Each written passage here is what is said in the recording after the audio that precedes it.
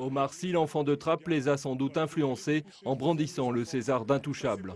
Tous les jeunes qui passent par l'association 1000 Visages rêvent de faire du cinéma. Elle leur offre 5 jours de formation gratuite, leur permet de réaliser leur propre court-métrage et de rencontrer des professionnels. Une vraie vocation de démocratisation face à des jeunes qui ont souvent le sentiment d'un cinéma qui leur reste inaccessible.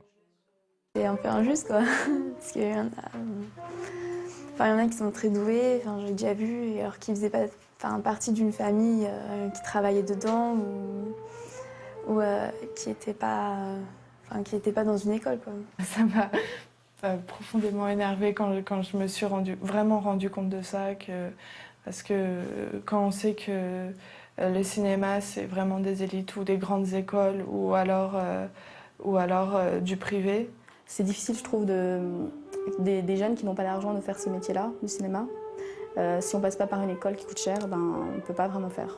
En 5 jours, les stagiaires de 1000 Visages seront acteurs, réalisateurs, opérateurs de prise de vue, monteurs et scripts. Cette année, ils ont réalisé 3 mini-séries pour inciter leurs camarades à voter en avril prochain. Quand on voit les jeunes qui ne s'intéressent pas du tout à la politique, c'est triste parce qu'ils ont quelque chose à dire aussi et ils devraient savoir que c'est important et qu'ils peuvent faire vraiment une différence. Des mini-séries qui seront mises en ligne sur le site de l'association des 1000 Visages d'ici une dizaine de jours et que le collectif espère vendre aux grands diffuseurs pour promouvoir les talents des cités et inciter les jeunes des quartiers à voter.